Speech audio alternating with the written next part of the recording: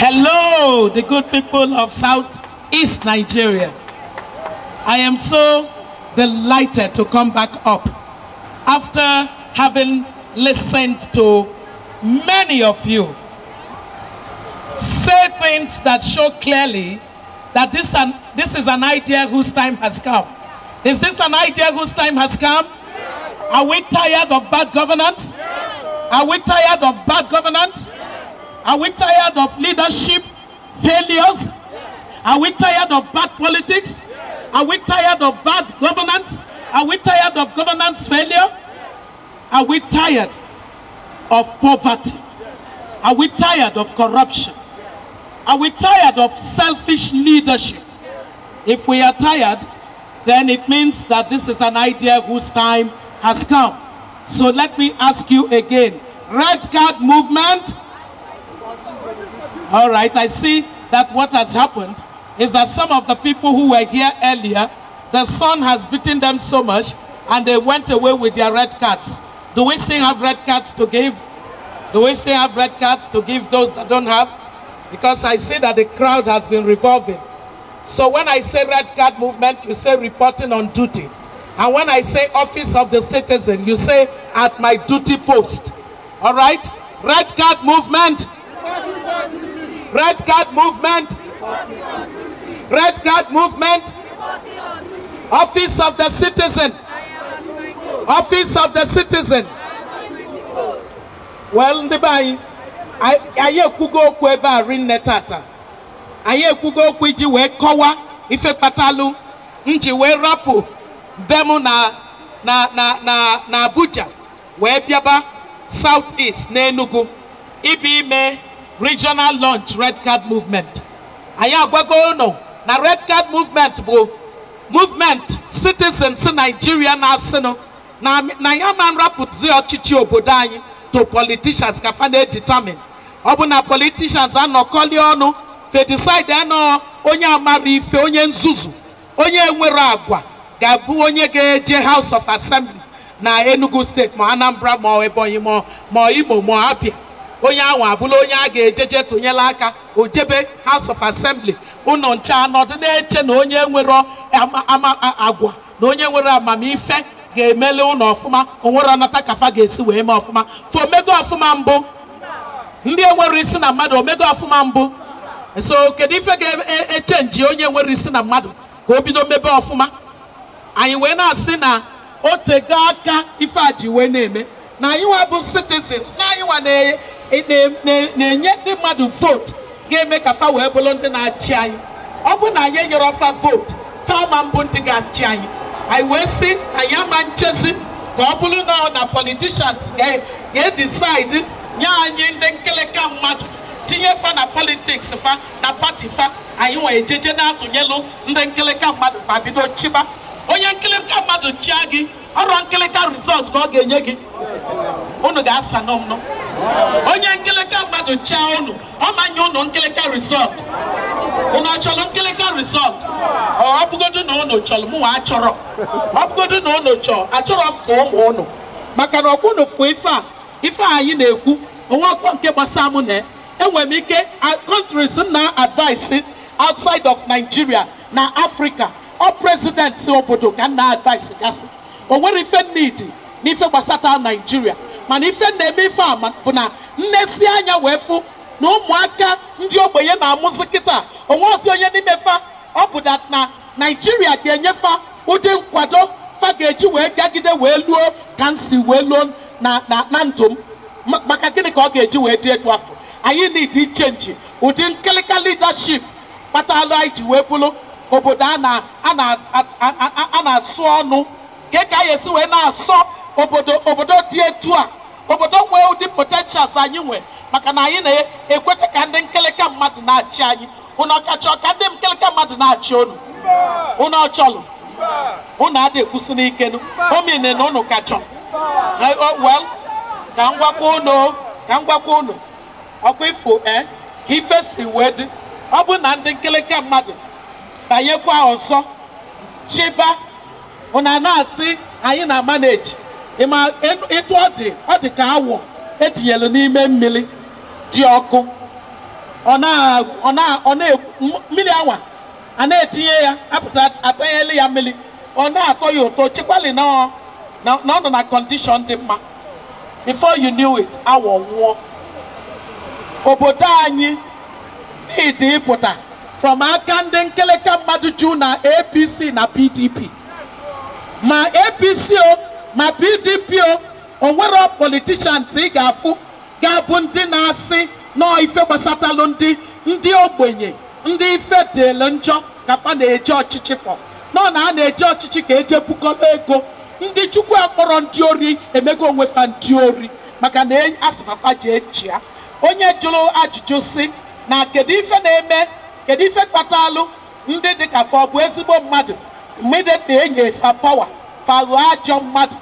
Ife na-akpata ya bụ na ọkwefu na demokrasi niile na-alụ ọfụma n'obodo ndị ọzọ ọma mbụ ivotu chasịalụ onye ọbụla ọ bụgodu na Jizọs Kraịst ka ivotu si alụ na demokrasi si na ị ga-amụ ya anya, ị ga-amụ ya anya na-efolo ife onye anwa na-eme na-demand for accountability. Unu ga-emeki sure that na ọ bụrụ evotu sialụ onye anwụ na sị na evotulu angel ka ije naba ụla. O nwere angel ọbụla ekwesịrị ịrapụ aka ọ na-eme ka o si wee gọ ya. Ife ọbụla dị na ọchịchị obodo, ndị obodo kwesịrị iwere ọnụ fa wee na-demand na-asị ọ bụ na imere ife a imedọrọ ya ọfụma. Unu kwesịrị ịdị na-ekwu okwu unu ri n'ebe a. Ụmụ ụfọdụ nọ ebe a sef ga na-asị kedu ife nwaanyị a na-enyela onwe ya nsogbu etu a, ọ gịnị gbasata ya n'ife niile, nwaanyị o ji enye onwe ya nsogbu. Ụfọdụ wee ikeli nọdụ ebe awa na-eche na ike ife nji wee na-eme ife a bụ na o wee ife m ga-elite ka mgbakwa ụlọ eziokwu onwakwa ife na-elite. Mụnwa ama mmekata wee nọdụ n'obodo a wee na-achị obodo a ọ na-adawanye. Abụrụ m nwa big man. Nne m zụrụ afịa, nna m lụọ ọrụ oyibo fa wee zụgide. Nna m wee lụọ 5 other children. Nwanne ya nwoke rapụ oge ọnwụ. O wee make sure na anyị ncha chela akwụkwọ maka na gịnị melụ, maka na oge anwa na-enwe quality public education n'obodo anyị. Anyị ncha jela akwụkwọ anwa. Anyị bụ mmadụ. Kedu ka osisi wee bụrụ na disem obodo nwee ike ịzụpụta ma etu ansi wee bụrụ unu ọma ife ebe njekolu n'ụwa m, ebe niile njekolu n'ụwa m, ife niile mbukolu n'ụwa m bụ on the basis of foundation education Nigeria nyere m ka ọnya ka ọ ga-abụzi ọyịpụta ọ bụ na ogbenye edebere ego ụmụ ya abụrụ ogbenye, nyanwa abụrụsi ogbenye, ụmụ nke ya abụrụkwa ogbenye. O nwee families bụ na nafa ga-abụgide ogbenye ụwa fa niile. Ọ dị mma etu afọ mụnwa na m ekwetara. So ife ọsọ onye na-akọ m ọnụ ebe ọbụla ya kọsie m ike, mana mụnwa si na mụnwa ekwetara m aya ma akwụlụ wee na-asị that na citizens ga-echenji iwu obodo anyị. So ife mgbagote igosi unu bụ na ọ bụ na anyị enweta anyị amala onwe anyị ọfụma. Ọ bụ na each person nụlụ gospel anyị na-preach ya gospel of good governance. Ọkwa ka anyị na-preach ọkwa good governance ka anyị na-preach na ya chọzi governance failure na ya chọzi bad leadership. Ọkwa ife anyị na-preach. Ọ bụ na anyị aghọta ya ọfụma anyị wee use PVC anyị ọfụma wee na-make sure na onye ọbụla enwere PVC ya ji eje nweta ya bụ PVC and that na bụrụ ọsọsọ inweta PVC na anyị nweta ya na PVC anyị bụ red card anyị bụrụkwuo green card anyị na anyị welu PVC anyị wee ya si na ọkwa ifo ndị enwere agwa ya ndị enwere karakta na ndị akụziri ọfụma ọkwa ya bụ competence. Ndị akụziri ọfụma ndị enwere competence na ndị enwere capacity ya ndị adịrọ gidigba na ya ma tinye lụfa na election. Na ife ga-emenụ bụ na anyị na-achọ ndị nwee karakta, ndị nwere competence na ndị nwee capacity n'ọfa ka anyị ga-achọ ka fachi anyị mana local government election, mana state election, mana presidential election, mana House of Assembly, mana House of Reps, mana Senate no ndị nwelu character, competence na capacity na anyị nche ekwetego na anyị ga-echange quality of leadership anyị n'obodo anyị. Anyị kwete etu afọ anyị ncha gwaba ndị ọzọ onye ọbụla mebe etu afọ imife ga-emenụ politicians ga-ama na anyị ada alarụzi ụla na fama nghọgbuzie anyị na nke family ezuko na afe ewego ka onye nwanụ ga-ama ọrịfa na-ekwu ana ozuko. Enough is na anyị chọzi change, na anyị chọzi change na ọ bụrụ ụdị change empty change a ga-ekwu, no change of quality of leaders. Maka na likwa yu onye Singapore si na ị nwetara na good quality of leaders na onwere ife dị na development fama mmewu ụnọnụ ife na-egwu onye na-ekwu ife a jidere obodo dị poor wee megide ya wee bụrụ obodo nọ n'azụ United States n'ife niile gbasatalụ ụdị ndụ ndị befa na-ebi. Oge njelo University na Harvard then wee na-alụkwu na Harvard ịpụta ifu ndị Singapore ịpụta ifu fa inweta ụdị mmadụ fa na-abụ efu na obodo akwọla aka wee gọvanọ ọfụma. Unu achọrọ ka Nigeria dị governed well. Unu achọrọ ọ bụgodu na unu achọrọ ha chọrọ fọ ụmụ unu ga-akalele m. Ọnọdụ ife na-ekwu ụmụ unu ncha ga-akalele m maka fa nwee ike ime ya. Fa ga-ejegwu akwụkwọ bụrụ ndị nwere isi ọgụgụ isi. Anyị nwee good governance na good governance o nwere onye ga-asị ebe ka nna gị isi ebe onye ebe ka ebo na ọgụgụ isi anwụ ịnwalụ ya ga-ebulu gị na-eje ebe ị kwesịrị ije. Ọnọdụ ife na-ekwu so that Nigeria bụ Nigeria anyị na-asị the new Nigeria of her dream. Anyị nwee ike ịghọta ife a malụ na anyị ga-echange wu leadership with our PVCs. Ma ife ga-emenụ anyị ga-bring in the quality of leaders mana local government mana state mana federal. Anyị ga-eweta the kind of people gama, the kind of sound policies, the kind of institutions and the kinds of investment that are not taken over by corruption. Ọ ga-abụ fa mee obodo anyị na-aga n'iru. Ịmakwala na obodo anyị gaa n'iru. Ịma na nne anyị my young daughter na-ele tomato. Ọ ga na-ele tomato in a digital way. Akwa ime ife bụ ile tomato in a digital way. Ọma mbụ ụdị afịa ka ọ ya anọ na. Ọma mbụ ụdị ebe ka ọ ga-anọ na. Ụdị afịa ọ ga na-ele. O nwezi ike tomato ya abụ home delivery. Maka na a ga-enye ya all the tools ọ ga-eji wee na-eme nyabụ ife. All our young men na-agba afịa na-eme ụfọdụ ife adịrọ mma. Fanekata onwe fafasị nwaanyị ga-eji na-eme ụdị ife a. The conditions adịgo okay for me ime ife nwere isi, ife nwere ọgụgụ isi, ife adịrọ, ife abụrụ ife wayo, fe wee cheghalịa lụba ọlụ nwere isi. Ọkwa na ife anyị na-eme ife a. Ọkwa na change ụdị ife anyị na-achọ ka o mee n'obodo anyị. O mego n'obodo ndị ọzọ. O mego n'obodo ndị ọzọ. So nwere onye ga-asị m na ife a ga-afịa arụ. Ọ ya afịa arụ eziokwu mana anyị ga-eme ya. Ọkwa anyị ga-eme ya. Ọkwa anyị ga-eme ya. One ka ndị apostol Jizọs dị. One ka fa dị. Bible wee record na fa na fa overturn the then known world. Ọrụ eziokwu. Ọ eziokwu. Ofu onye n'ime unu nọ ebe anụgoli ife anyị pụtara. Ibulu okwu e wee chebe n'iru ndị be anyị aghọta na leadership bụ everything. Ọ bụ na anyị enwe the right leaders. Unoma Nigeria anyị ga-enweta competitive Nigeria. Anyị ga-enweta competitive Nigeria. A competitive Nigeria will reward hard work, smart work, effort, and good behavior. A competitive Nigeria will punish bad behavior. A competitive Nigeria will punish indolence. Nigeria nke anyị wee kịta bụ mmadụ wee ike dị indolent. Ọ bụ nya na-enjoy karịa. Ọrụ eziokwu. Mana onye na-agba mbọ karịa asị na ọ na-alụ ka elephant ka ezi enyi na ọ na-alụ ka enyi mana ọ na-eli ka ant. Oge ka a na-akpọ ant bụ arụrụ. Ịlụgide olu ka enyi ilie nne ka arụrụ ọ dị mmetụ afọ anyị achọrọzi ya. So a new Nigeria gabu a competitive Nigeria. Okay, onye ọbụla ohere etu ahụ isi wee ka inwe ịgba mbọ ị ga-enweta reward mbọ gị ịchọ ịdị na-enweta reward mbọ gị ịgbalụ then all the kind of Nigeria ebe leaders nwere isi na-achị ka ị ga-afụ ụdị ife anwa. A new Nigeria gabu a Nigeria kwete na productivity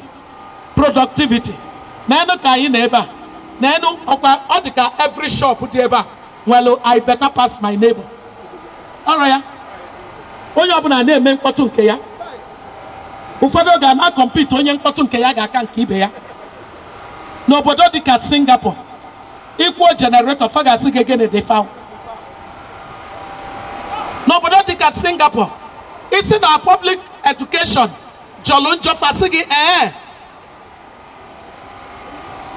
n'obodo dị ka Singapore eweta full result about countries where the best healthcare system in the world. Fawabu Amarobo number 4 or number 5 kafabu. Obodo Singapore yina fabitolu at the same time after independence. Ayu abulondibu every day etinye television. Why ya ne papa sibiko nyalo no maka o atomuka mbulu nwa mo je India. Oh ya cost 7 million because to anu na ego ka mbulu ya je India. Or if I na fuzu. Okwesi dị n'ọfụ Singapore mere ezigbo ife wee make sure that no leaders nwere ọgụgụ isi leaders nwere agwa leaders nwere character capacity na competence kafa kwete kafa na-eji na politics fa maka nyabụ ife fa wee bụrụ a productive nation productivity fa wee dị high. If the country productivity at the high, John no more. Uno got juma of ma, uno ajum of my amaza. Guinea country productivity at the high. Can call no. Open a productivity a country the high. A man if a man obuna, nyabu country na chigo your former. If any individuals, na companies. Na organizations need iji wee lụọ alụfa na alụ lụọ ya ọfụma adigo ọ bụla ezigbo ụzọ ọ bụla power ọ bụla skilled manpower ya ndị jelo ezigbo akwụkwọ mala ife ọ bụ good civil servants fe nwego ya ụdị obodo afọ onye gofa ife a na-akpọ enabling environment. Kedu onye ga-akọwalụ m ife enabling environment bụ n'Igbo? Ọnọdụ na-enyela aka ka mmadụ wee lụọ ọlụ ọfụma. Ọ bụ n'obodo anwa nwee ife afọ productivity ga-adị high. Ime ife ga-emenụ companies dịgasị na different parts of the world fagasị mụ ha ma njekwa this country o manje this country o manje that country o all this country productivity for the high can get companies are biasie na that country imife gemenu fabido ime ife gini ka fa game fa ga invest fa investor kedu ndi ka fa ga ewelu n'ọlụ onya kpatala ije iwe no de bayin aye nwere ndị na-asị na fa ga-abịa bụ ndị bụ a lot of the times ifufa imano ndị like a corrupt environment. So Fabia, yana manage ya ne wayo ne naga mana esibo companies around the world actually JB Kagane another nakuko ne discuss corruption with minister or president Fachoroya. So I am a productive environment. I am attract the right kind of investments. I am attract the right kinds of investments. I am away opportunities for young people to work. Rate of unemployment amongst young people, okay, 45%. Out of every 10 Nigerian young people, 4 to 5 of them, they were all na akwado iwelufa. Odima no for onya patali for some of the young people, he will chufa for fa na-achọ onye fa ga-akụli isi ọ bụ na fa nwere ọlụ for ya enwe efe na-achọ onye fa na fa ga-anụ ọgụ n'ụzọ anyị need change ya so onye kpatalụ good leadership will bring competitive Nigeria and productive Nigeria ọ bụ na unu chọọ ya sị na m yes ife ọzọ New Nigeria of our dream ga-eme bụ na New Nigeria of our dream ga-abụ an inclusive society because the right kinds of leaders ada agba oke the right kind of leaders ada agba oke right kind of leaders fa ga-asị na etu o si wee lụrụ onye nke ọzọ ka ọ ya elu onye ibe ya onye ọbụla ga-anọ na Nigeria enwee that feeling na o so wee nọdụ New Nigeria of our dream based on the right quality of leadership ọ ife ọ ga-emela anyị unu ọchọla etu afọ ọ na-abụ onye ọbụla na-asị m n'ọfanwa nwee Nigeria nsị arụ adịrọ gị eso m wee nwelụ Nigeria bụ nke anyị ncha nwa ife ga-eme m ka m kwete nọ ndị ọzọ nwe Nigeria na ọmụnwa ga-ebịa bịa pụba ana m apụ eji ebe Nigeria bụ nke m and ife niile gbasata Nigeria ọ ga-elo nata anyị ga-alụ n'ọgụ gbasatalụ good leadership ụnọnụ ife anyị na-ekwu because ọ bụ na ị na-anya some of us na-abụ apụtasị nọ ndị afọ na-eme anyị ndị nke anyị na-eme anyị nkọ ndị Enugu steeti nọ na-play with your first 11 or first 11 unu na-agbalụ unu leadership football or first 11 unu na-eme politics unu n'Enugu or first 11 ndị Anambra na-eme politics ndị Anambra or first 11 ndị Abia na-eme politics or first 11 ndị Imo na-eme politics or first 11 ndị Ebonyi na-eme politics ọ ndị nkeleka iwelu ndị nkeleka mmadụ sifa na-aza honorable na-aza excellency unu na-eje na-atụkwulu fa ịmara ife unu mere nke a bụ alụ ọrụ alụ ka ọ bụ ndị ekwesịrị ilu n'ebe a na-achị ọchịchị abụrụzie fa na-achị ọchịchị a new Nigeria ga-abụ a Nigeria ada agba oke maka na the leaders ma that in any society enwelu equal opportunity people are treated fairly people are treated with justice una no fi ifenko a new Nigeria ga-abụ a Nigeria ga-enwe ike ịgafe other countries ọsịsọ una ma ife kpatala etu afọ Nigeria ọ bụ ndị nwere ọgụgụ isi ndị nwere agwa na-achị ime ife ga-emenụ ga-ama na anyị nọzi na era technology ụdị technology dị n'ụwa kịta bụ technology na-solve problems quicker and fast ọ na-solve ya with speed some of the things eji 20 years wee solve mbụ na countries because of ụdị technology enwe kịta a na-solve ya ụfọdụ 24 hours una wata ife na-ekwu a new Nigeria enwe good leadership enwe good governance fa ga-utilize the technology well some of these things anyị na-eche hey kedu nnọọ mgbe a ga-emegide ife a ewee solve ka ngwu n'eziokwu all you need is good leadership technology ga-alụrụ anyị ọlụ agwara m unu na China makwa na China at the time of the 80s na ụdị ego China akụnụba China nwe elụrọdụ 100 billion olụrụ 100 billion ime ife akụnụba China nwe kịta bụ ọ nọ na 4 point something trillion amamife a na-akpọ trillion na n'onuba anyị enwe trillion aghọtakwa a na-akpọ billion mana trillion ịmakwa ife bụ trillion ị ya agụ kata 1 million billion ya bụ trillion okay?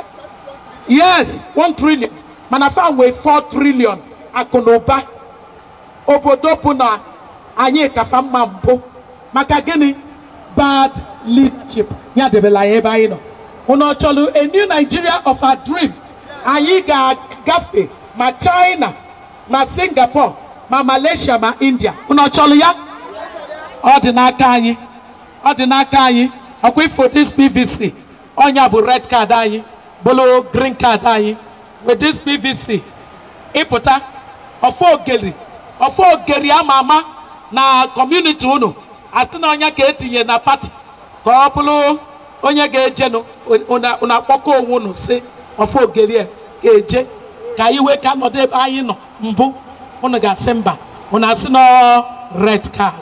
Let me hear you once again. Red card movement. Red card movement. Office of the citizen. Office of the citizen. Onye kama angole na yi bia wulu. Amaro mo neni mono nugoli fa yi kwotata. Ama no fodo ni mono no na azu afi unu mana na-ege kwantị ife ọbụla unu gete achọm ka unu malụ na ife anyị na-eme ife one of the things my father ji wee raise anyị bụ ife a na-akpọ sacrifice. I can see you. A na-akpọ ya sacrifice.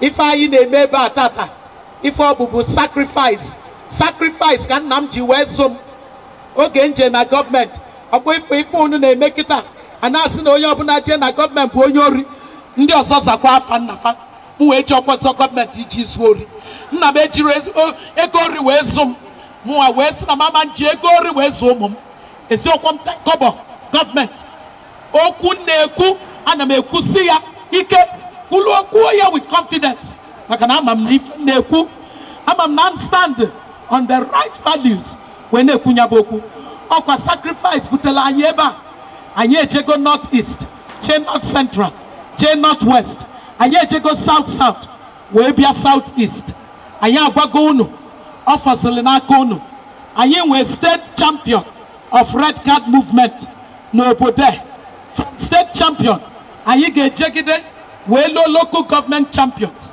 wee lụọ world champions wee lụọ polling unit champions. Onye nke jụrụ ajụjụ si ọ bụ na anyị vote sie faje deghalịa ya ngwa gị eziokwu not this time around. Anyị ejego jebe meeting with ndị INEC. O nwee law dị na INEC na citizens vote na polling booth na o nwee form fa ga-efil iji wee gosi vote account. Na that form citizens ga-efil bụkwa control form a ga-eji wee check ya ife gọọmenti ga-declare na ọnya vote na each polling unit. Unu aghọtafu ife nkwu emebere ya mbụ mana anyị emego a ga-eme ya. So unu emekakanache na vote unu anwe nwa isi ọ ya enwe isi biko sinu m na vote m ga-enwe isi. Anyị mee vote lele si na anyị mee vote lele anyị mee ji wete PVC m anyị ma achụpụ ndị nkeleke mmadụ. Red card to APC and PDP. Red card to bad governance. Red card to leadership failure. Red card to bad politicians. God bless you. Ndị Enugu, ndị South East, ụmụnne m na ụmụnna m, Chukwu nọnyere unu, Chukwu nọnyere ụmụ unu niile ga-akalele m n'afa Jizọs. Oh my God.